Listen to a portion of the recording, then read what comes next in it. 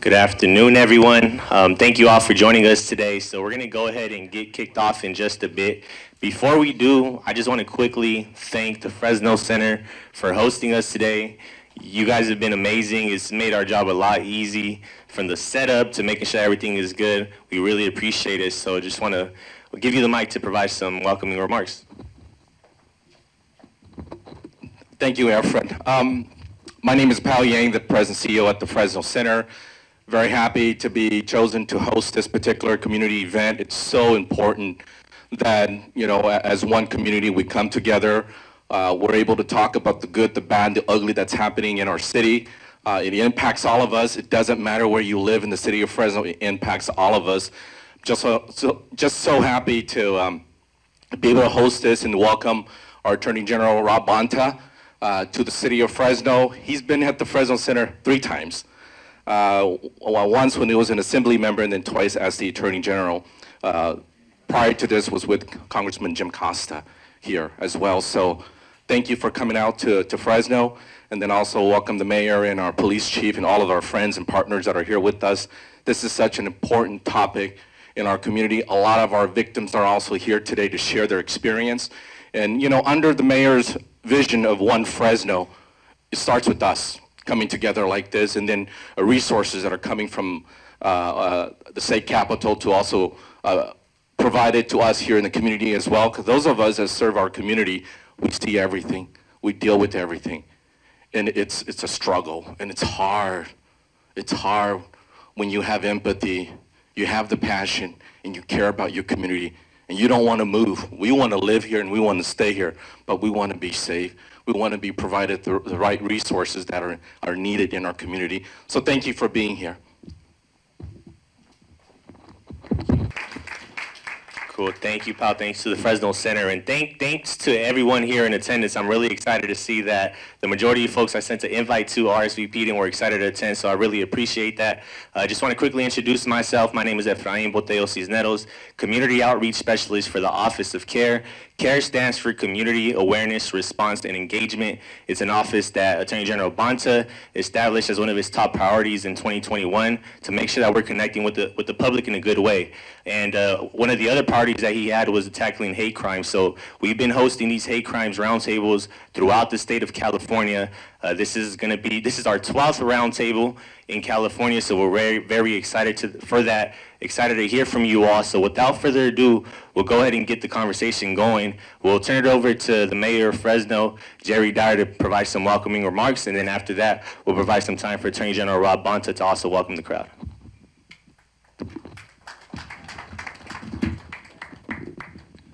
Thank you, Efren, very, very much. And on behalf of the city of Fresno, let me first welcome Attorney General Bonta to Fresno. He's not a stranger. He's been here many, many times.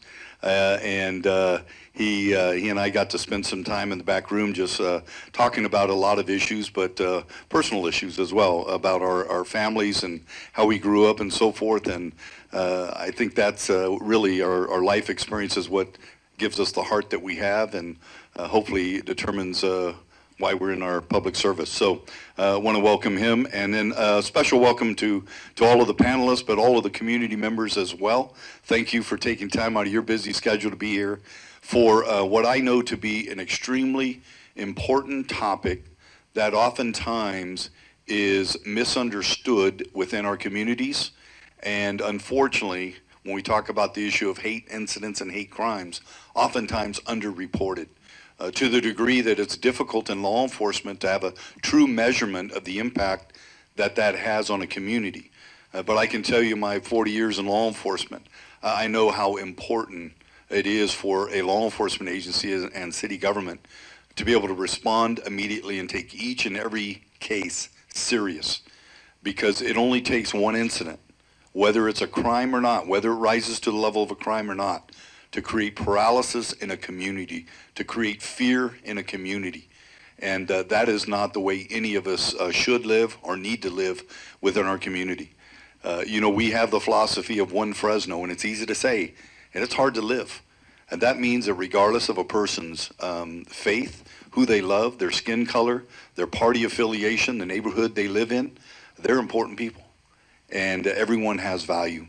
And I hope that we can get to the point in our society someday that we look beyond those things that separate us and look to those things that unite us, and to be able to love people for who they are, not for what they look like or who they love, or any other thing that would divide us. So again, welcome to Fresno. I look forward to the discussion today. I think we have some great panelists here today, and so I'll turn it back over, or I'll turn it over to our Attorney General for the state of California, Rob Bonta. Thank you, Mayor. Well, thank you very much, Mayor Dyer, for the very kind words, and thank you for hosting and partnering today. It's wonderful to be in the great city of Fresno with all the incredible leaders. I'm looking forward to hearing from and listening to the panel, and I really appreciate all the community engagement.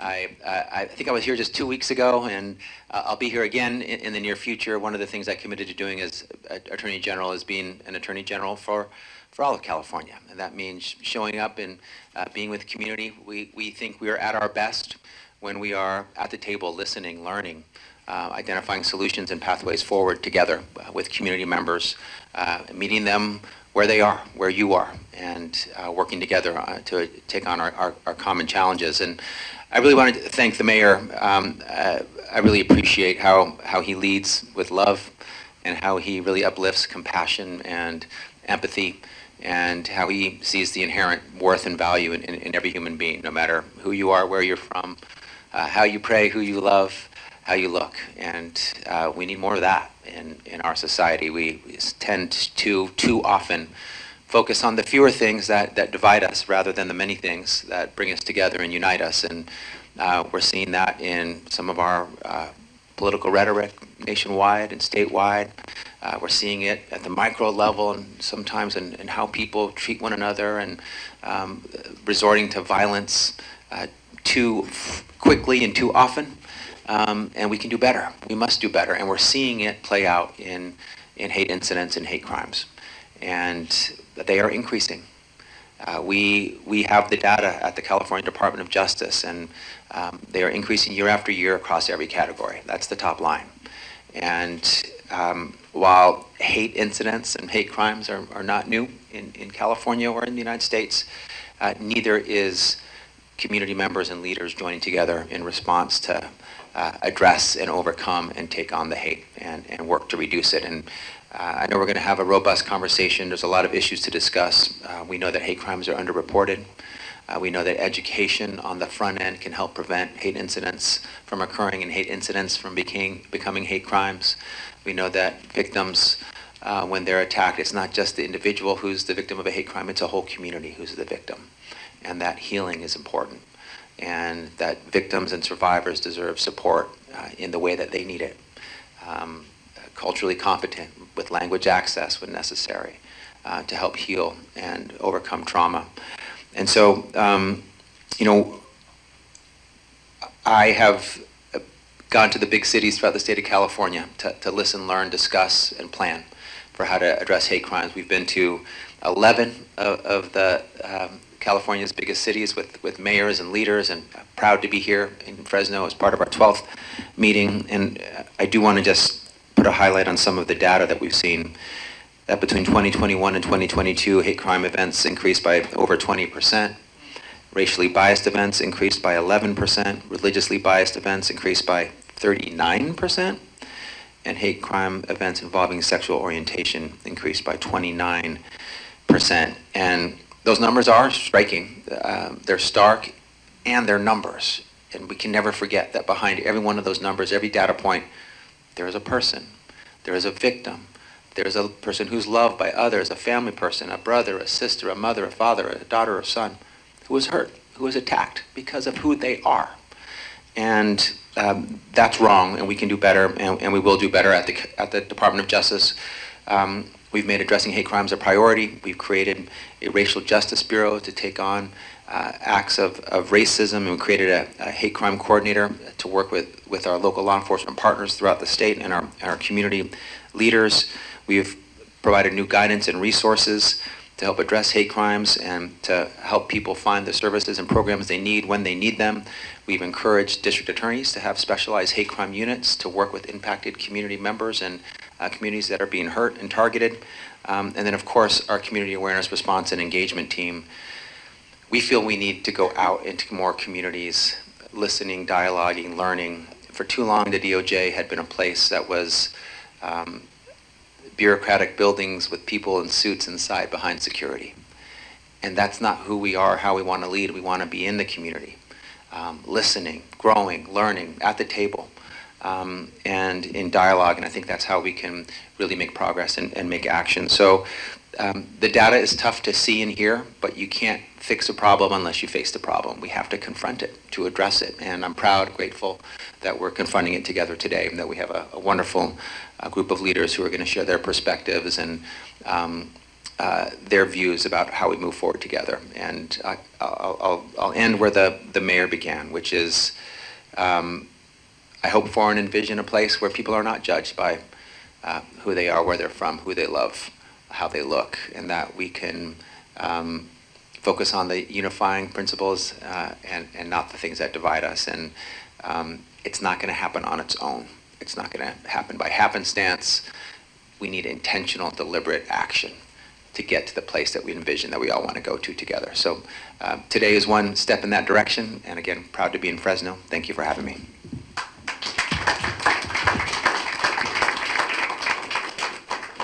Well, thank you to the mayor. Thank you, Attorney General Bonta, for those remarks, for setting the tone for the conversation today. So we're going to get going with the conversation. We have a very robust panel. We also have a very robust crowd who I know has a lot to share and a lot to say and a lot to inform us on. So we'll all have the opportunity to give our input. We're going to start off with the panel first. So we're going to go down the line with the panelists. After the panel, we will have an opportunity for you all to answer the 2 discussion questions that I sent out through email. So I'll share those discussion questions now.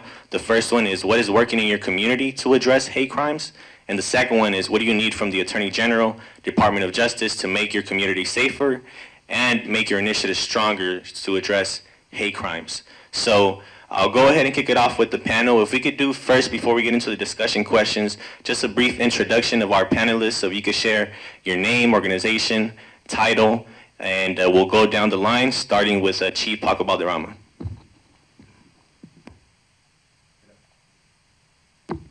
Good afternoon. I'm Paco Valderrama, police chief here in Fresno, California.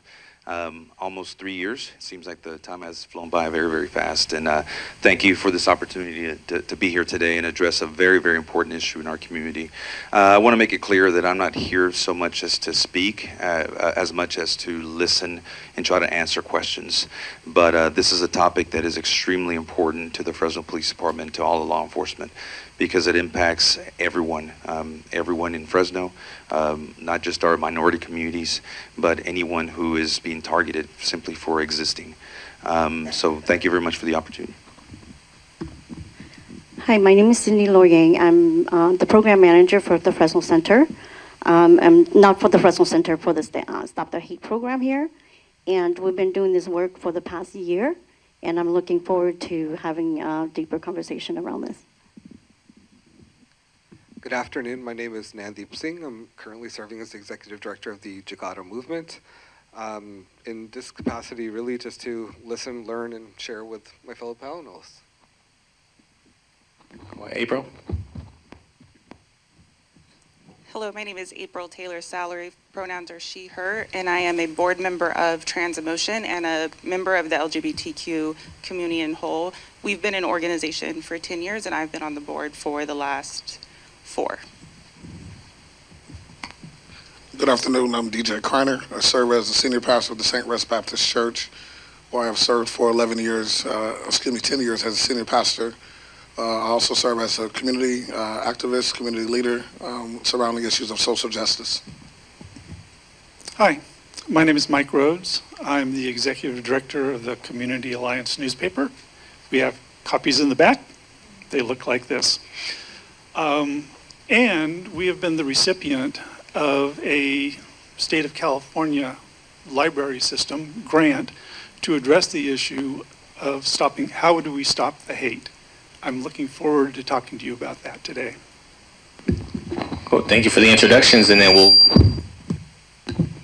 get going with the conversation. So we'll start off over here again with the chief. Once again, the two discussion questions is what is working in your community to address hate crimes, and what do you need from the Attorney General and the Department of Justice?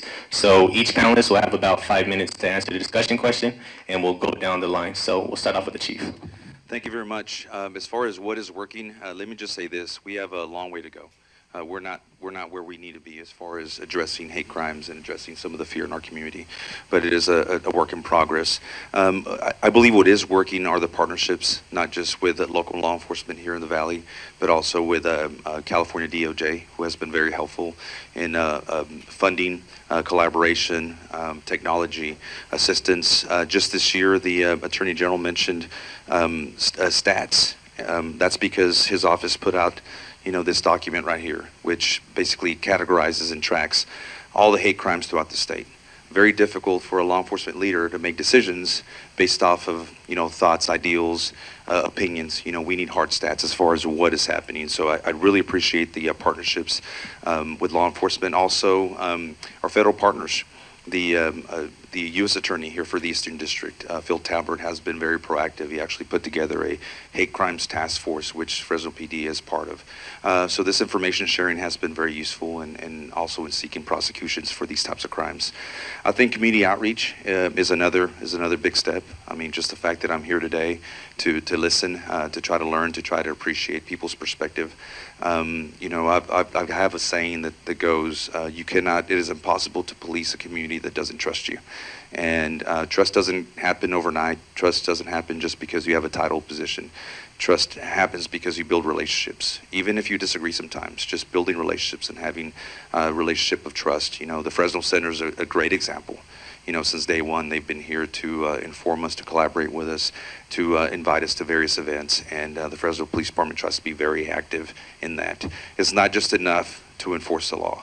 We have to be at the community events to build those relationships. So that's something that's very, very important to us. That's something that I, brought from my previous city, and it was existing here. Most of the relationships were already built solidly throughout Mayor Dyer being chief, and building those relationships. But that's continued to help and grow. Education, boy, I cannot talk enough about education and making our communities aware of what resources are out there, of what is a crime, of what isn't a crime, of how they can get help, assistance, resources. That is huge. When you look at the numbers, they're not super significant, especially here in Fresno County. But part of the reason is because people don't know that they can report. People don't know when they're being victimized. People have a distrust for police. And when you consider that Fresno is the 9th most diverse city in America, that's a big deal. That means we have a lot of communities who are not from here, diverse communities who have different ways of worshiping, loving, being, and it's important that we educate everybody on what's out there. So yeah, these are the things that I see as working. But please, don't misinterpret my answer with, we've arrived. I'm sure the Attorney General will agree that we have a long way to go. But I can say this, attending some of these national conferences, Major City Chiefs being one of them, U.S. Conferences of Mayors, which I've got a chance to be at. California is way ahead of a lot of other states in this aspect. Thank you. Okay, thank you. I wanted to start off with what I've been doing so far this year. And I've been collecting data for myself for the work that we do here as well. So for the past year, I collected 302 surveys. That out of that data, there 41% individuals stated that have been victim of a hate crime or hate incident. And out of those 41%, 66% of them are female. And out of that 66%, 51% of them are Hmong individual women. And so with the work that we do here is so important because I know the community that I serve, and not just the Hmong community, but overall, because we're one, just at the Asian community, right? We are very passive. We don't really speak out very much. And one of the which Chicago mentioned is the distrust with the city, with the PD, because they feel like they're the authority, and we should listen to them, right? But a lot of time, so with this, I think what's working in our community, and I go with Chipaco too, is that it's a partnership. I think partnering with the community, partnering with the Fresno PD, and also with the mayor's office has been uplifted and support our work very much. One of the activities that I do is I meet with, so far the past year, I met with the 2 district. I partner with the Mayor Dyer's office, with Sandra, which is our liaison, and we go around the different part of the city working with the district, local district office. So I've been working with the Southeast office, also work with the Northeast office, and we do community safe, just talking, having dialogue around the table with the community and speaking with the officer that speaks their language. So I have done with Hmong officer that, you know, when the parents comes in, they talk in their own language. It's so much more meaningful because they really can share how they feel, what they've gone through with the officer that speaks their same language. So I feel that that's been one of the, that's the first step of building that trust, right? Because they speak my language and they can relate to me. That's what I feel like that's one of our things that we did that was helpful, and I am hoping to continue the conversation to work more and deeply to really the education piece now. Now the relationships built, the education comes in, right? And so the other part that is working is the education piece. I think for the community that we served or here is that a lot of time we don't know what hate crime, we don't know what hate incident is. So my team, we've been doing a lot of education workshops, just to educating individual, what is hate crime, what is hate incident, how do we report it. So I'm working with Captain Ramos' office to really bringing out the officer to work with my community, how do we report that? Because just with this data itself, the number within the PD office doesn't reflect the number that I have here. So I feel like the partnership needs to continue, need to address that. And so, so I think it's partnership in education to my community that they, because a lot of times they feel like they're so afraid to report because they're afraid of the retaliation. So I'd rather just keep it to myself and hopefully it'll go away. But if we don't say anything and the police not catching where the problem is coming from, they're not going to be able to address it. So like I tell in my community, whether you know it's a hate crime, hate incident, or it's just robbery or whatever, report it. So at least the police will have that data, so they can send support to that area if it's needed. So that's what we've been doing, and hopefully we continue to partner with the PD and with the mayor's office. Thank you so much, Cindy. You know, in this community that I love, there's a lot of things that are working. There's a lot of things to celebrate. And of course, there's still challenges that it is for us to lean into. A number of people, including the chief and Cindy, really talked about education. I can definitely say in the Punjabi Sikh community, education and understanding in terms of the importance to reporting has definitely sort of increased. But what has made this area sort of special really is the relationships with folks on this panel. But I see honestly a number of people here in the audience that are friends, or if any situation arises, they show up.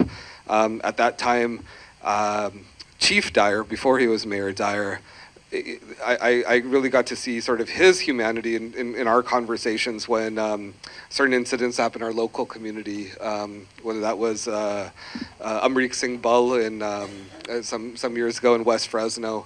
And even though it wasn't in his jurisdiction because it was in the county, Chief Dyer showed up at that time, or that time Chief Dyer, in Selma after a particular incident with Pyara Singh.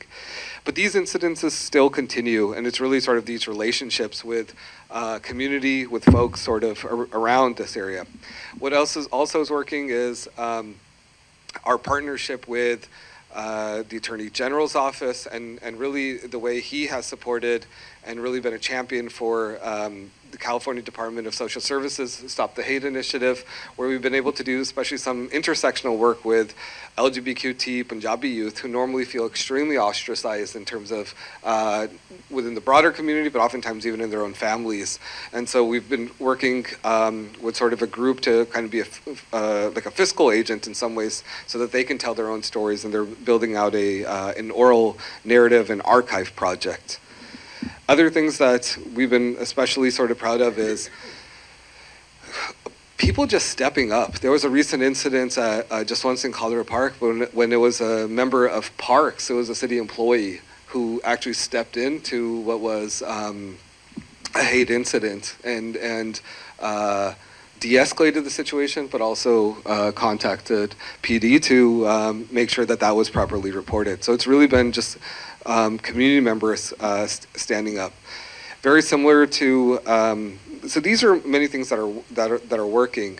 Similar to what Cindy was sharing, I think, especially for new immigrants, there is a fear around reporting because of what they feel is retaliation and potential jeopardization of their visa. Like even information that the U visa is even a possibility is still, that information really has not spread very far. What I'm hoping to, as we continue this conversation, is really to kind of offer a hand, especially to Chief Balderrama, and I would love for Fresno to be a place for we could experiment and with this and in partnership with the mayor and the rest of the city offices. What breaks my heart in the Punjabi Sikh community is people are so used to hearing racial and epithets that they'll actually not report it. So oftentimes when somebody is reporting a crime, they won't report anything that was actually said or yelled at them.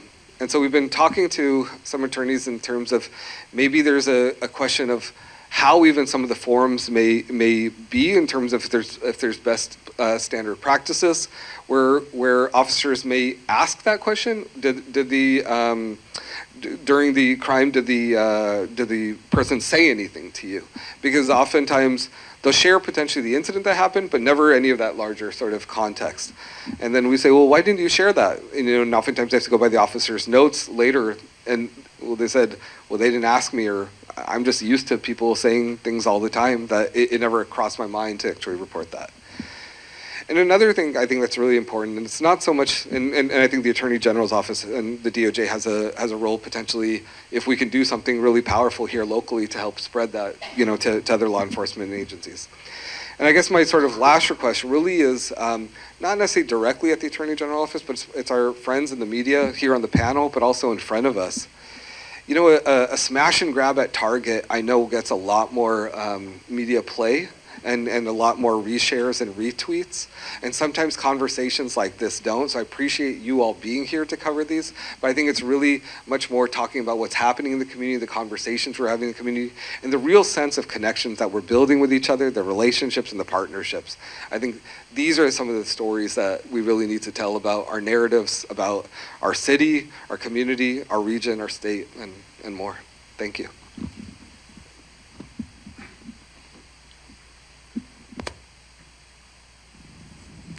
Again, my name is April. I am a board member of Transamotion and an LMFT here in the community. And as part of the LGBT community, our office is actually a part of Our Savior's Lutheran Church, which experienced a hate crime where Proud Boys went and they vandalized the building, causing thousands of dollars in damage. That wasn't necessarily the significant part.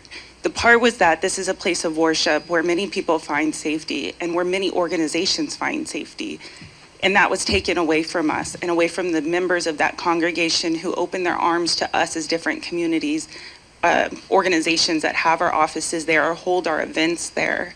The bigger issue with that also for myself is, as an LMFT who specializes in the LGBT community and trans youth, is that here in the Central Valley, there has been a movement to enact the enforced outing of students in schools. And similar to what you did at Chino, we would like for something similar that here at Clovis, part of Clovis Unified, However, to start with the discussion questions, I'm sorry, kind of all over the place. What is working is that our community groups have come together. The different organizations within the LGBT community meeting and standing together to make sure that our voices are heard. Like with discussions with Jerry Dyer at the City Hall to facilitate a position for the LGBT community, meetings with Efrain to help to where we can feel heard and having the opportunity to be a part of these panels. Those things are what working. For once we finally feel heard with the opportunity to maybe affect some change in the community. However, what's not working is not having a way to directly report these incidents or crimes or part of our community that we know are not safe. I can go as an advocate to an education facility like Clovis Unified and say, well, it's part of Title IX protection that these students not be outed to their parents and still be told, okay, but that's not part of our policy. Our student school site plan says that for the student to get their rights met, they have to have a signature of at least one parent or guardian. That's a direct violation. The problem with that is then the site where this child could have been safe, because maybe they're not safe at home, now they're not safe at school either. And now the potential for them to be outed. These documents have to be reinstated every year. So all these kids who had confidentiality last year are now being outed because it's time to go through and get all those documents signed again. And so where we're having our faith buildings for LGBT people being targeted, now they're being targeted at school, and with movements to take our history and our literature out of libraries, and pairing that with an increase in crime towards the LGBT community, but also within the faith community. Again, back to what has happened at a church that opened their arms to us. And of course, it feels as if because they opened their arms to us, now they're at even greater risk. And not having a way for those crimes and those incidents to be reported, and for parents and students and members of our community to feel like they can be heard, it makes it very difficult to even feel like we know what to do or where to go. And so what we feel would be helpful is having a route of when these incidents happen, how do we elevate it to the level of the DOJ so that these students and families are protected, but also when you are a member of something like Our Saviors that were impacted, where do we go to report that so that we can get swift action? Yes, PD is aware of what happened and the city is aware, and yet we didn't necessarily get additional support in the way that it was needed. And I don't know that many of us feel much safer, even though it is known what happened. So you wouldn't catch any of us at the church alone at night. And that's unsettling, right? You wouldn't catch any of us alone there on a Saturday either, because there's nobody from the church there. So you would literally be alone. And it's a sad thing to consider that of a place of worship, because they house the LGBT community, it's no longer safe. And that's just not okay. So thank you for the chance to speak. Wonderful job. Wonderful job. You know, I grew up in Stockton, and in Stockton, I had an African-American grandmother that in the 90s was still working for a Caucasian family, and we had to wear a maid outfit, and we, under the impression that grandma was just a homemaker, as many African-American women are called from that era, we thought it was simply a homemaker, not knowing that grandmother was still racially profiled as a maid, such as what was done in the 60s, 50s, and even up to the 70s. And I remember grandmother taking us to this white woman's home, and we were told to sit in a off room, not allowed to touch her, not allowed to do anything, because she didn't want us touching anything in the house. We thought it was simply because the house was too clean. We didn't know that they didn't want black germs on the house. We did that so much that we thought it was normal until I graduated from high school. And my grandmother told me the reason why she kept taking us to the house was to show us what is not normal. We kept normalizing it, thinking that it was just a thing to do. But grandmother was teaching me that even though she couldn't change anything, she was going to bust her butt to make sure that the next generation didn't have to clean somebody else's house, but they had their own house to clean. And ladies and gentlemen, I say that because my community, the community that I serve in, West Fresno, the African-American community, and also a strong population of Hispanic and Southeast Asian community has saw the normalization of hatred so much that I'm proud of my community because they now are joining the efforts of others who are now seeing the hatred that so many have seen for centuries and decades in these yet to be United States of America. And I say that intentionally, yet to be.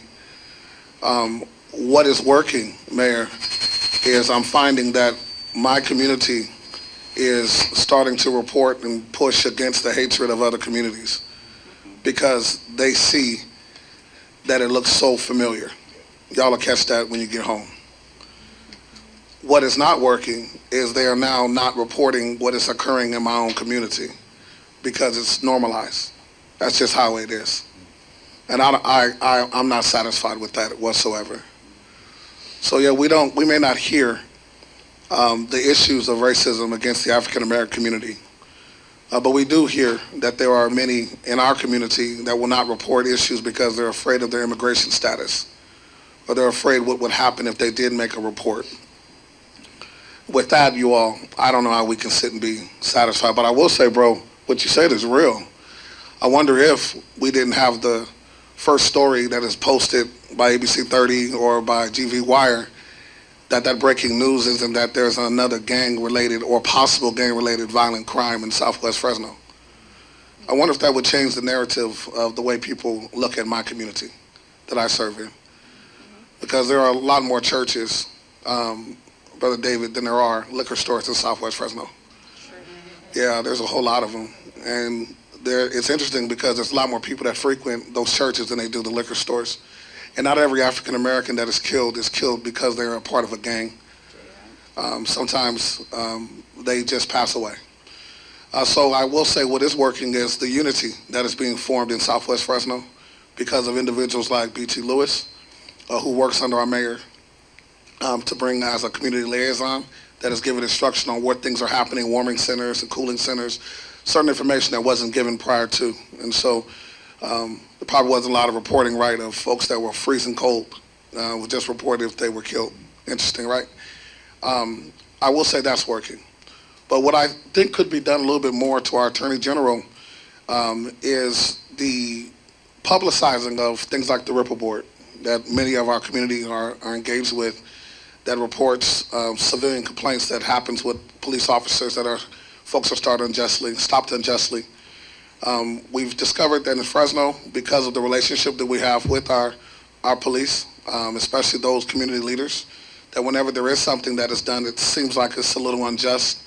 Before it hits, we're able to kind of contact our captains of our department in certain areas to let them know what's going on and have meetings and hold them to make sure that folks are treated fairly and they are heard. And that's the big thing. They're heard, but they're also seen. But I do believe that if we were to publicize a little bit more of our meetings so that folks know that things are being done, because remember, we can think things are not being done, but then we can also just not hear that things are being done, right? And that continues to perpetuate the cycle of mistrust when things are being done, but folks think it's being done under the rug. And things like profiling and the reporting of it and the ability to actually report when you're treated unjustly, when that information is out a little bit more public, and then the statistics are posted and the outcomes are posted as well, I think it helps disseminate the mistrust that is done in our communities. The last thing I will say to our Attorney General is we are working hard to make sure that when it is reported, people have the ability to report it. There are some that are in certain communities of color that do not have access to Wi-Fi, which we're working on with our city to make sure that communities that do not have fiber optics have the ability to have it. So we may need to look at a different kind of process, or maybe even stations and locations within our city where people can either go to or be picked up and be taken to anonymously, because there is still that fear of retaliation of the 60s and of the 50s, the 70s, that still exists in the minds of people. And until we disseminate that mistrust and show them a new way of doing it, they'll always have that fear that's in the back of their minds. It's like a person that is afraid of a spider. Whenever they see a daddy long leg, they run, right? And so I don't want people to be afraid of what our current system is based on what the old system perpetuated. My name is Mike Rhodes, and I'm past editor of the Community Alliance newspaper. We started in 1996. we recently got a grant from the California library system to address the issue of hate crimes. Do you want to use this one? Oh, that's a lot better. Okay. I'm a little louder on this one too, but that's cool. We got a grant, and what we did with that was we organized a series of town halls throughout the county. We went to Huron, Reedley, Fresno. Should I step into the center? I think because the speaker.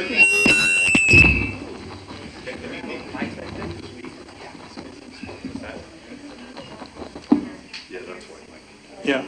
So is it better now? Can I sit? Okay. If not, I'll just get up again. So these Stop the Hate town halls.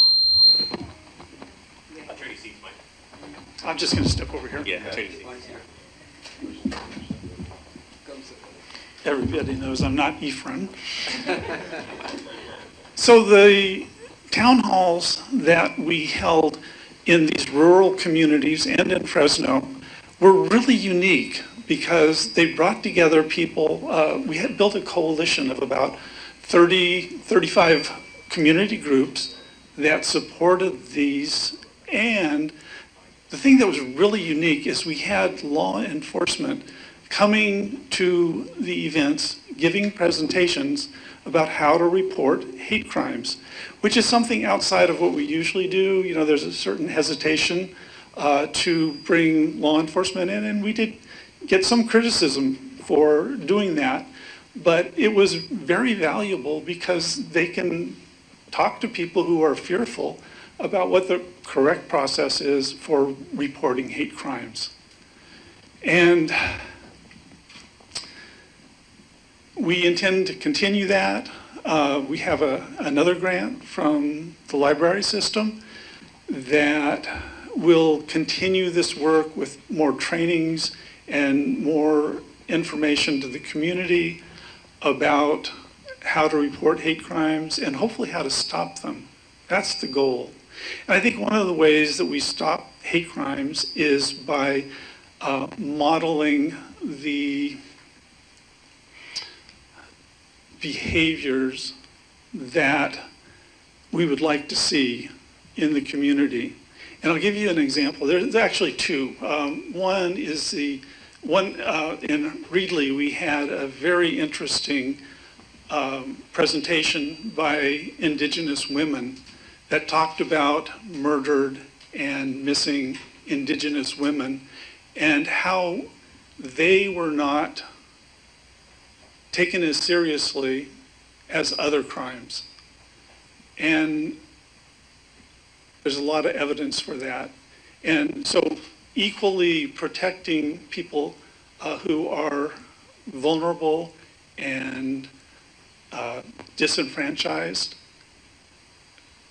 If we did that, if we had equal justice, that would give people the sense that they could come to the police or law enforcement and it would be taken seriously. The other incident that I'm going to cite is that I've been a homeless advocate for a long time. Jerry and I have gone way back on that.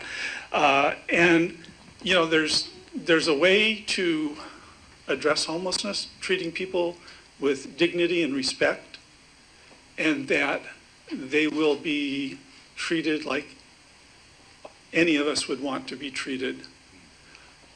I will acknowledge that the city of Fresno has got a lot more housing. This is really important. When I was doing this work 10 years ago, there's maybe 100 places where homeless people could go and have shelter. Now there's over 1,000. And that's a move in the right direction. What we need is for homeless people to have a place to live and the social services that they require to live a good life. Everybody who's homeless their lives can be improved by housing and social services, whether it's drug, alcohol addiction, mental health issues. It's our responsibility as a society to address those needs. What still appalls me is that homeless people are left on the streets and pushed from place to place. And outside an incident, a couple years ago, the HEART team were trying to move a group of homeless people out. One of the guys was trying to talk about his civil liberties, constitutional rights, and he didn't move out of the area fast enough. He was beaten. Now, what does that do for trust in the community when a homeless person is beaten and then put in jail and charged with a crime? It doesn't help. And so we have to look at some of the root causes of hate crimes, and we have to emulate the action that we want to see others do. Because when people who are already hateful see that the police harm somebody, then they think it's okay if they do it themselves. We have to do better than this. And that's why we're conducting these town halls, these collaborations with community groups, because it's not enough to count on the police. It has to be the whole community. We have to become involved. We have to support people who are disenfranchised and sometimes attacked because of who they are. So were we supposed to address both of these questions at one time or just one? Okay, the only thing I'm going to say in addition to this is that the resources we got from the state library system really produced a very positive outcome, that we were able to reach hundreds of people, thousands of people, with the message of how to report hate crimes, the difference between a hate crime and an incident is, and that the cooperation between the community groups and law enforcement was really impressive and important. That's it. Thank you.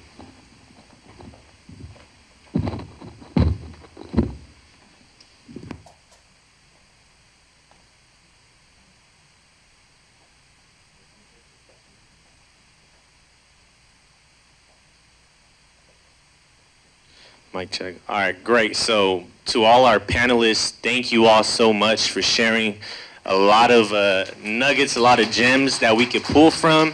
And this is only the beginning of the conversation. So we want to open it up now to all of you all to have an opportunity to share and answer the two discussion questions.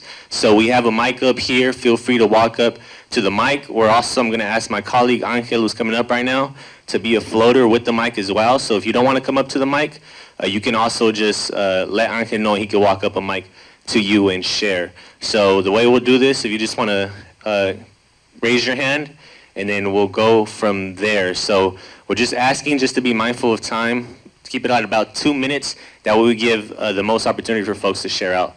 So Kat, I saw you with your hand first, so.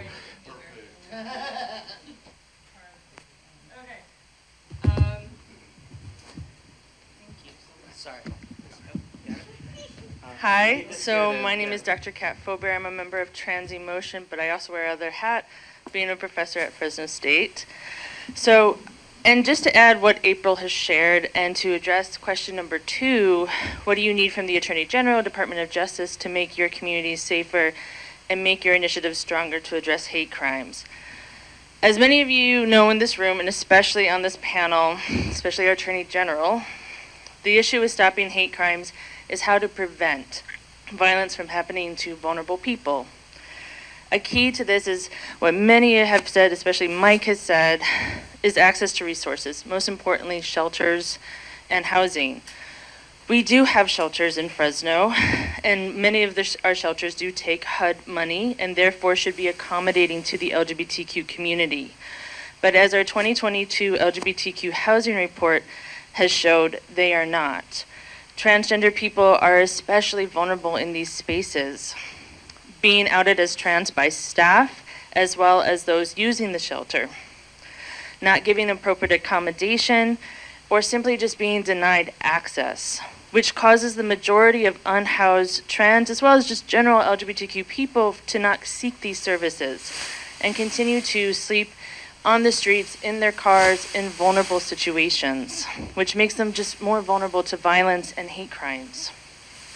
Connected to this is the crisis of our youth, in that currently here in the Central Valley, and I'm talking from Stockton to all the way down, that we currently have no low barrier youth shelter in the Central Valley, which leaves our youth, are those under 18 and those, from 24, our youth who are kicked out of their homes because of violence or escaping violence, to further violence as well as trafficking. I like to think of myself as somebody who thinks about doable solutions, or at least step towards solutions. So obviously this one is the first big ask about the need for a low barrier youth shelter here. Is of course one solution. That I know, is a huge ask. But it is something that our mayor, our police chief, our city officials could make steps towards, and to work together with community, because yes, homeless LGBTQ youth make about 40% of that community, just general homeless youth, but it affects all of our communities. But I also have some more doable asks. So one is that for organizing yearly trainings for all shelters that take HUD money in working with unhoused or those in crisis LGBTQ communities. Training that is specifically geared towards those working in these environments. So just not just in general LGBTQ training, which those are great, but something that is actually geared towards those, especially the staff who are on the front line, working with a variety of people who are in various stages of crisis, right? Or are dealing with mental health or escaping domestic violence. This is something that could happen in collaboration with LGBTQ groups. You have resources here, like the EOC LGBT Resource Center, Trans in Motion, and many others. There's a lot of resources that you could tap into that are local that could help build that. Also, for our police chief, organizing yearly trainings for our officers. That there are many allies within our police, but education is always helpful. Even for those who've had the education, it's also good to relearn. I'm an educator, so it's my MO. But especially LGBTQ education that is specifically geared towards those in policing and understanding the stress that all of our police officers are on. This would go a long way of building trust between the police and the wider LGBTQ community. And then, last but not least, in order to stop hate crimes, our police need to know about them. And as many of our panelists have said, people have lots of barriers and fears about reporting to the police. This is especially true in our LGBTQ community. Simply put, there's historical trauma there, right? So many within our LGBT community do not feel safe walking into the police department or approaching a police officer when they are in need. Creating community partnerships with LGBTQ organizations to create spaces where people feel comfortable and supportive talking to the police is essential.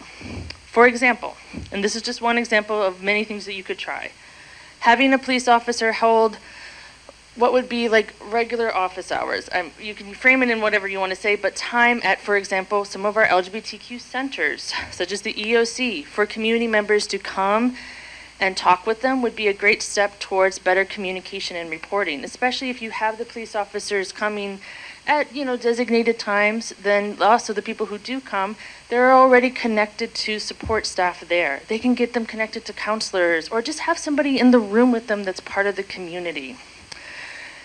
They would also, these are maybe smaller steps, but I think they're really doable, and I think they could really build better relationships within our community for better reporting.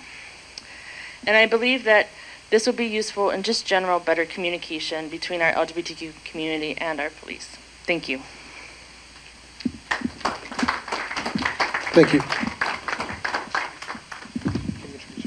Thank you. Hi, my name is Alicia Bonner. I'm with the NAACP Fresno 1038B. And I heard a recurring saying, how do we foster not only people being confident to come and report, but actually be heard? Because that is a big issue in our community. That's a daily issue that I have to go through as a person that has more melanin in my skin than all of us, because we're all one race. We're all human beings. But as a person that has a darker or more deposit of melanin in my skin, I'm not heard. I'm not heard at my job. I'm not heard when I go to the doctor. I'm definitely not heard when maybe I make that report that took a lot to encourage me to make that report. So how do we foster that within our community? I thank you for coming to us and creating a space. Thank you, Fresno Center, for creating a space that we can come together and we can see each other as human beings. Thank you, Sister Alicia. Hi, my name is Edith Rico. I'm with Fresno Building Healthy Communities. My question is going to be for both the District Attorney General and Mayor Dyer. So I want to reflect a little bit on a statement that you made in March of 2022, in which we quote, "The pandemic gave way to an epidemic of hate. We saw the bigoted words of our former president turn a trickle of hate into a flood that remains with us," end quote. So I still find this to be true. I don't believe that racists and bigots were born out of the Trump administration or his presidency, but that racist groups have been living in the shadows, and Trump just gave them another platform. With that being said, I still find this to hold true. There are racist groups and bigots everywhere. Example are Proud Boys. Fresnans have seen our firsthand share of what I would call wolves in sheep's clothing. Local Proud Boys, which have included some local Fresno police officers, or ex-police officers now, spreading hate within our own city. So while we speak about racism and hate crimes, I would like to ask that a good place to start sometimes would be within our own police departments, because we know that data shows that performing routine traffic stops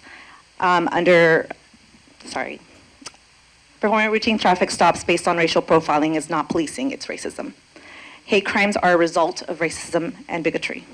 As a community organizer and advocate, I would like to know what guidelines and processes we are doing or we're making and putting in place to avoid from having hate groups or participants from hate groups from operating under the disguise of a law enforcement uniform.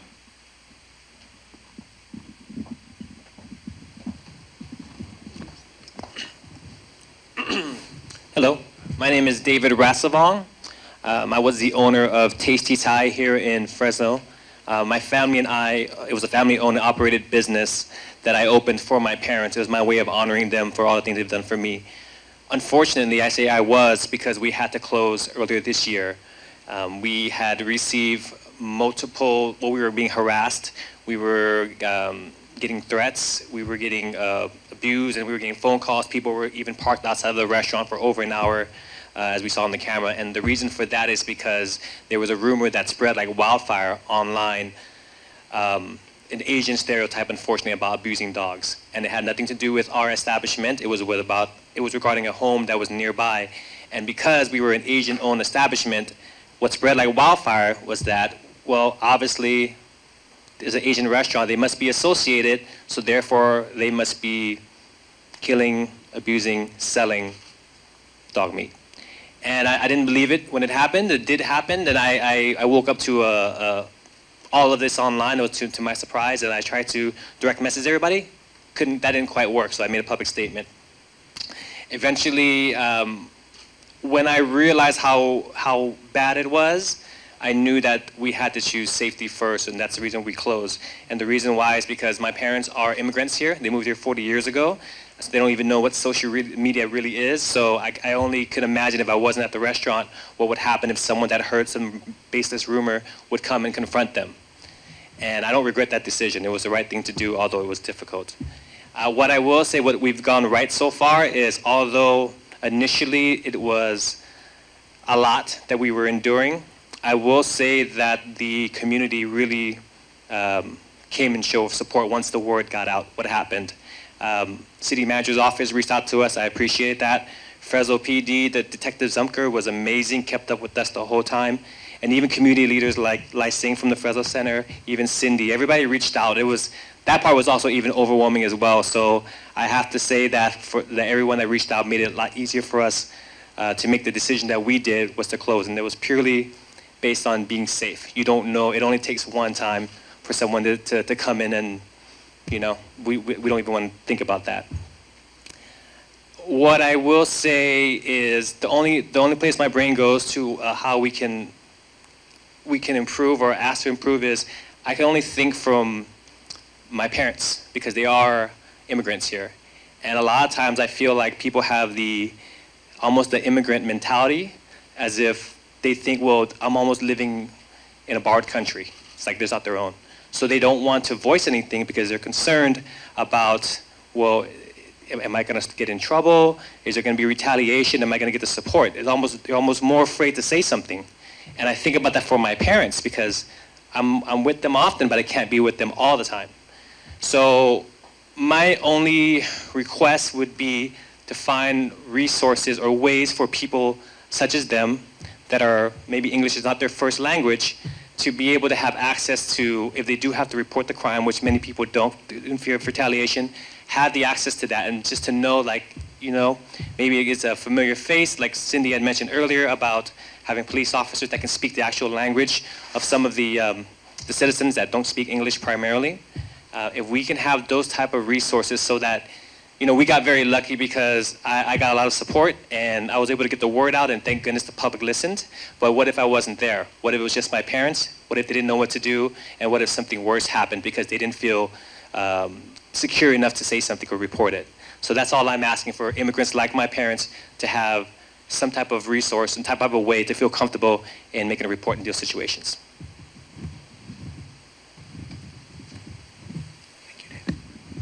All right, is it working? Good afternoon. Thank you so much for the panel. Thank you, AG Bonta, for joining us. My name is Sukaina Hussain. I'm the Deputy Executive Director at CARE, the Council on American Islamic Relations. We are the largest Muslim civil rights and advocacy group in the nation, and we are here in Sacramento Valley in Central California out of Fresno. Just want to share a little bit on the two discussion questions we were presented because I don't think you got to hear a lot about the Islamophobia Muslim perspective today. But when we talk about hate crimes in particular, I know this applies to all communities, but for the Muslim community, hate crimes against the Muslim community are not a one-off. It's not necessarily that someone randomly wakes up and decides they want to vandalize a mosque or harass an individual or do something horrific against the Muslim community. It's very much rooted in structures and systems that are already in place that are propagating that hatred and propagating that fear. We saw a lot of that in the last presidential administration, and we know that just because Biden is president, our problems have not gone away, and Islamophobia has not gone away. Neither has all forms of racism that is out there, and xenophobia and fear of immigrants and anti-Black racism and all of that. But I really want to name, particularly for our city officials, law enforcement, that when we talk about Islamophobia, there is legislation behind Islamophobia. There are states that try to pass anti-Sharia laws to create more fear in the country that are completely baseless and just rooted in hatred. There is over $200 million of funding that data has proven that's actually involved in an anti-Islamophobia industrial complex where groups have the money to lobby Congress to spew hatred, to actually put out hate in media, and their sole purpose is to use this money to promote Islamophobia and other forms of hatred. There's actually entire systems at play where Muslims experience more religious discrimination in institutions like healthcare, the airport, when trying to get jobs, police profiling, and I want to clarify that I'm talking about religious discrimination. I'm not talking about racial discrimination, because obviously anti-Black racism is the worst when it comes to healthcare and policing and things like that. When I'm talking about religious discrimination, so versus anti-Semitism or discrimination against the Sikh community, Muslims experience religious discrimination worse in those institutions. And so a lot of these conversations about hate crimes and things like that, I think, can't be separated from the systems that keep promoting it. And so when we talk about prevention, when we talk about, what's the way to address the root causes, those are part of the root causes. So I just want to hit on a couple points, because I know that the AG is asking us, what are the ways that both at a local level with our city and at our state level, how are we going to address this? I want to make sure that in addition to the prevention strategies, in addition to enforcement through those hate crime task force, that we have representation of Muslims in these decision-making spaces. So congratulations to the city. I know we're doing a better job with the Office of Immigrant Affairs, and we have folks like B.T. Lewis and Hardeep and others who have been representing communities that are diverse in Fresno. I would want to make sure that Muslim communities are represented in those spaces, because I haven't seen that yet, Mayor. I also want to make sure that at the state level, I know the AG has Muslims in his office, and I appreciate that, but when we have task force, when we have enforcement bodies, when we have institutions that are looking at who's prioritized, who's heard, who's seen, how do we dialogue with communities, how do we invest in them, what languages we have translated for our resources. Arabic is not one of the languages that the city provides right now in terms of languages and resources that come from government agencies. This is all still missing for the many Muslim communities, and obviously Muslims speak many different languages. We're very diverse, but we do have a large population of Arabic-speaking immigrants in the Fresno region. And so I think there are lots of very concrete things that we can be more inclusive of Muslim communities at the city level, Mayor Dyer, at agencies that we work with at the county, and of course at the state level. So I want to appreciate that the AG is here for that.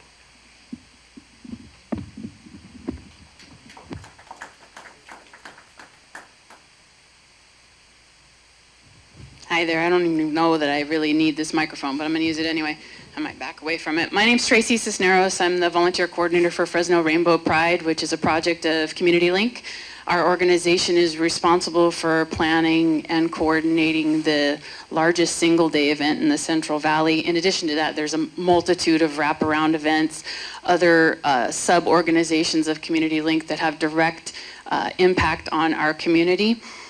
As far as what is working, I appreciate the city and the resource that's now being applied to an LGBTQ plus liaison in the city. I know Jeffrey Robinson, and you know him too. He would have been very proud of you, Mayor Dyer, so thank you for that. What that did for us, and I say us, meaning all of the LGBTQ plus organizations in this surrounding area, is it encouraged us all to get together and do a group think and community discussions and get to know one another instead of just staying within our own four little walls. So that is working for us. What we can do to increase the assistance here, that's a bigger problem or a bigger question here. So before I get started though, I wanted to make sure that I said very clearly, I am a proponent of Fresno PD and our Sheriff's Department. I have family members that I'm proud to say exist as officers and sheriff's deputies for both. I have family members with commendations on their walls from Fresno PD and accepted them in the city. So I want to say that first and foremost, I support. And I want very much to be an ally. I want very much to be a partner with Fresno PD and our Sheriff's Department. With that said, however, I'm going to paint a little picture for you. December 10, 2022, at Our Savior's Lutheran Church, that's going to be really important in about 2 minutes. There was an event, there was a drag festival. I didn't have any intention of participating other than setting up a table to provide information about our Pride event.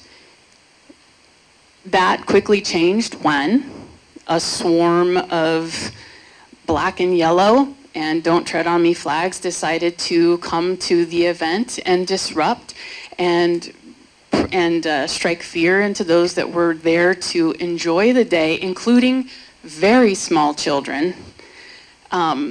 They came to block the driveway, they came to shout us down, they spouted out poorly misdirected Bible quotes. I mean, everything you could imagine. I was called, as an ally to the queer community, I'm called a lot of things. I was called all of them that day.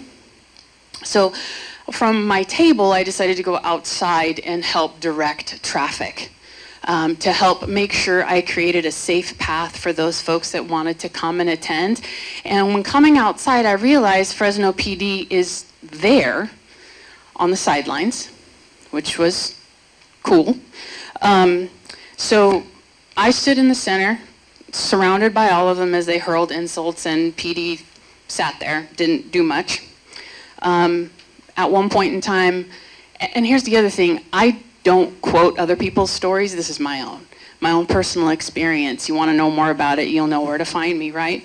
So, in a literal inch from my face, I had spit, spewing, yelling in my face. PD did nothing. Twice, I was hit, quote unquote, accidentally in the head with a flagpole with a giant "Don't Tread on Me" flag on it, and Fresno PD did nothing. They crowded in front of the vehicles in the driveway to stop them from entering. No PD intervention. I stood there, and I, myself, a lone woman in the street, cleared the path, shouted down 25 to 50 at a time to move out of the way of vehicles while PD watched. I watched these black and yellows mob a mother and her small children to scare them away from the event. Fresno PD did nothing. So these people, they made a show of covering up their faces and wearing their black and yellow uniforms, and on top of that, shouting in my face my first and last name, and telling me the history of my travels in the last few months. Hey, Tracy Cisneros, you're going to be at that Fresno Unified School District meeting again? So they let me know. They know who I am. They know where to find me, but yet they sit there with faces covered. But the best part of all, or actually the most puzzling, and this is where the attention goes, is I watched these same masked folks with their masks still on, walking over to Fresno PD going, hey man, giving some bro hugs, and additional conversation like from Fresno PD, hey, what are you doing here, you so-and-so, with another handshake and a bro hug. So when we talk about how do we foster trust with Fresno PD and reporting hate crimes, how do we do that when there's a clear line between us and the them happens to have the shield and the uniforms? So I prefaced it by saying, I am pro PD, I am pro sheriff. My family, that is my whole heart, right? I want to be a partner. So what I am hoping for is, you know, when I leave a store, I get a survey that says, how did we serve you today? I would love a survey from that day. How was I served today? Now, I gave you the date, December 10th, 2022, Our Savior's Lutheran Church. You know what officers were there in attendance, right? So another ask, in addition to my customer service survey, is perhaps we could go back and take a look at the officers that were there that day and why didn't they intervene? Who was bro hugging and slapping hands? What do we do to circumvent that, to prevent that from happening again, right? Lastly, as the coordinator for Fresno Rainbow Pride, I have a really strong relationship with the traffic sergeant in that district. He and I coordinate on a yearly basis. He's amazing. When it's planned out, it's freaking great, right? When it's impromptu, not so much. So what I'm hoping for is, you know, in all those instances where Fresno PD didn't intervene, when should they have? Was it after the third time I got beamed in the head? Was it the second child that got shouted at that they should have intervened? Was it when somebody got hit by a car that they would have intervened? Were they doing what they were supposed to be doing? Where is the real-time accountability? In addition, you know, I can't dictate what people do behind closed doors and on their own time, and I don't expect you to do it either, or you for that matter, or you, right? None of your business what they do at home behind closed doors in the privacy of their own home with their own families. But as a citizen of this city, it is my expectation when Fresno PD is present, that I have the expectation of their, what do you call it? Their objectives, thank you. That there should be an expectation that they serve all of us, right? Not that black and yellow, and not just me for that matter, that they're there to serve the entire community. And that day, I can guarantee you with my own 2 eyes, with my own 2 ears, and the knot on the back of my head, that's not what happened. So I would love a customer service survey, Mayor Dyer, Mr. Balderrama, I would appreciate that as well. In addition, I would love to continue partnership with the 2 of you. As Fresno Rainbow Pride and Community Link, we have a ton of wraparound events all year long. And I would appreciate having open conversation where we could make those plans together. Okay, thanks. Thank you. And just really quickly, we have about 10 minutes left, so if you haven't built up the courage and you want to share, please do so. And then just also keep in mind the 10 minutes, so keep your remarks to no more than 2 minutes, please.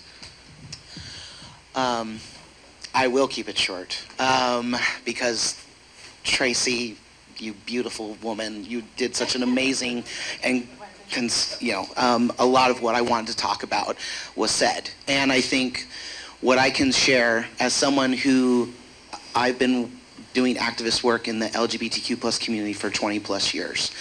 And I have the good fortune to work full time to serving that community. And I have had, in that time, in that service, the past 3 years, I've had 3 different instances where we have had community members come to us. They had just been threatened, they had just been assaulted, they were in fear for their lives, and we managed to get them to agree to speak to a police officer. And when the police officer came and listened to their story, they didn't write anything down. They said there was nothing they can do, but thanks for calling. And when people talk about the mistrust in the community towards law enforcement, there seems to be a collective amnesia of why that is, and that's because there's a history of injustice or lack of justice being served. And I think all of us that have shared here have said it best, really. The best disinfectant is sunshine. The work that the Department of Justice is doing, Efren, your work in connecting us together and getting this information out has been amazing. And there's more information for those who can do that work to actually make those reports.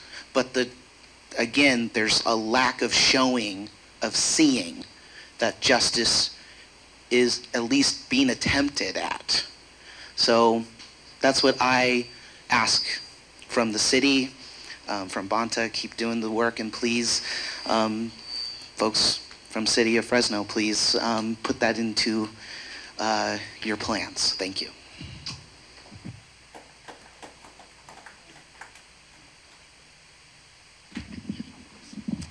Hi, Socorro Santillan, Director of Public Affairs for Planned Parenthood Marmonte.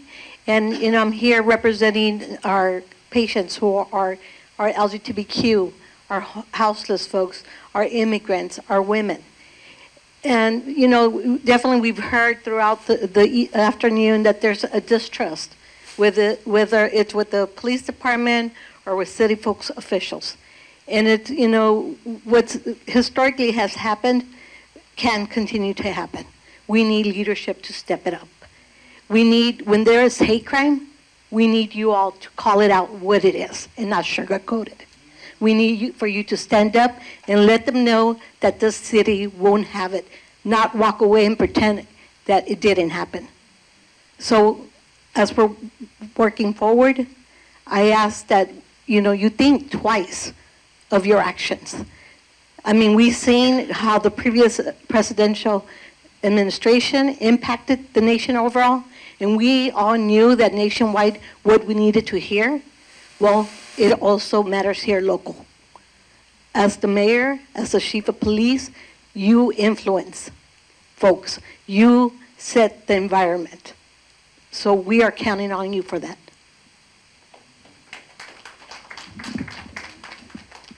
My name is Pam Whalen. I'm with the Community Alliance. I'm just so honored to be in this room and hear all these amazing stories. And I know it's some hard truth for some of the folks on the panel, but we live it every day. I just wanted to make one sort of technical point. One of the things we did in our town halls was we had professional interpretation at all of our meetings. Language is a huge issue in California, and if you're not talking to people in their own language, you're not doing your job. So I encourage the state and all the local to put the resources there. It's not cheap, but it's essential. And just, I always like to say, it's kind of funny, but the Constitution of California was written in Spanish and English.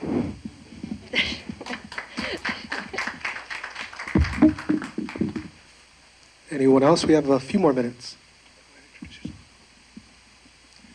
Hi, my name's Bill Knezovich. I'm the pastor of the church that you've heard about.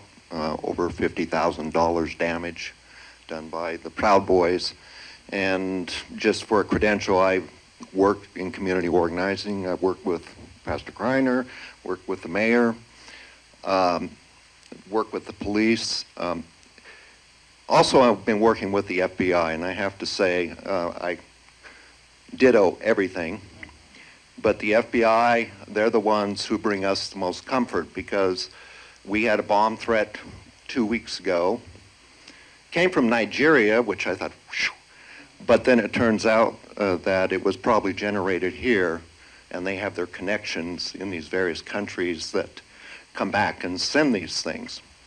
But the one thing that's of comfort to me, not so much the police department, but the FBI, is that we can call them and they'll use all their resources to see if something that we're doing is showing up out there in the computer land. So, yeah, that's all I have to say.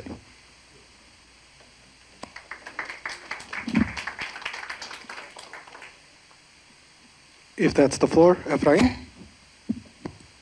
Yeah, thank you, Angel, for helping out, and really appreciate all the comments the passionate comments that everybody showed today, or shared today, I should say.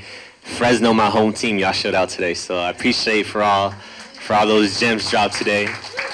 So we heard a lot. Now we'll turn it back to the mayor and the attorney general to provide some reflections about the conversation today, a really important conversation. So without further ado, I'll pass it over again to the mayor, Jerry Dyer.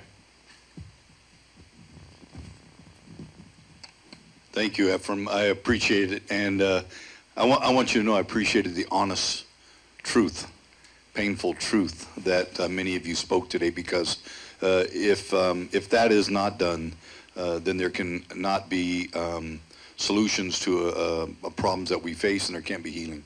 But I love the way you guys did it. Quite frankly, it was with a lot of diplomacy and a lot of love and pure motives. And so we appreciate that, and I can guarantee you my police chief heard every bit of it, and some of his officers that are here, and we'll be going back and have some conversations about that. And I'll let the police chief comment if he chooses to about any of it, but I do appreciate it. One thing I wanted to say is I heard the comment made about we're all one race, the human race. And I read a book by Dr. John Perkins, and it's called One Blood. And he said that 99.9% of all humans have the same DNA genetic makeup. Yet we seem to focus on that little 0.1% that separates us, and it's oftentimes the color of our skin. It could be, you know, the way we dress. Could be the person we're holding hands with. It could be a lot of things.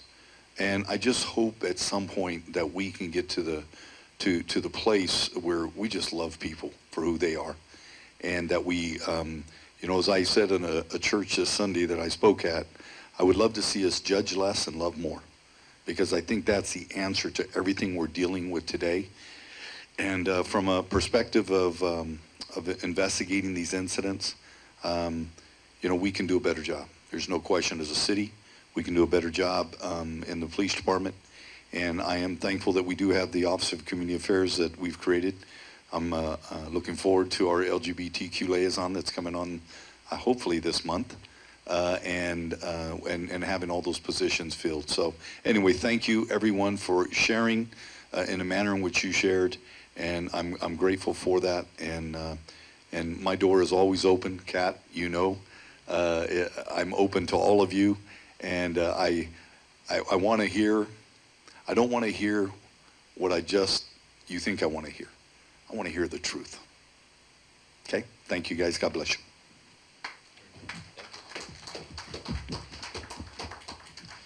Well, thank you. I want to echo the appreciation for the conversation, the dialogue. You know, in my view, this is democracy at its best. This is how it happens at a local level. People in one room, everyone having the mic, having a voice, having an opportunity to share their truths, their experience, their views, their perspectives, listening to others, putting their ideas for how to move forward and their solutions on the table, and talking to their elected officials who are accountable to them.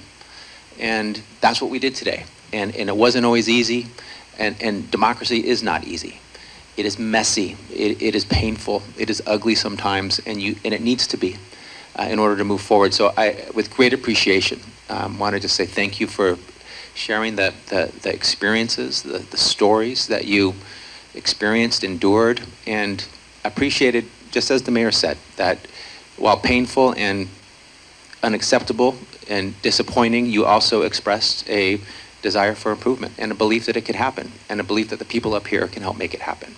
So thank you for that. That's I think very positive, solution-oriented, and the way we're going to move forward together during these difficult times and with these challenges. I wanted to address a direct question, and then also make some general comments as we close out. There was a question about the presence of in law enforcement of individuals who have hate group affiliations or have been involved in hate activities, and that was an area of interest and focus at the state level to put forward a proposal, a bill that is now a law. It's called the CLEAR Act. It became effective January 1st, 2023. It requires law enforcement agencies up and down the state, as part of the background check, to review candidates for hate group affiliation and hate group activity. And if they are found, that is a basis for disqualification. So that law exists now. We can share with you a little bit more of the background, but I wanted to give a direct answer to a direct question. I also wanted to comment a little more broadly. The ramp up to that question included a quote that I made some time ago about the reference to the former president of the United States and words he used. I think the important takeaway is that how leaders speak and what they say matters. It matters. If you talk about love and compassion, that matters.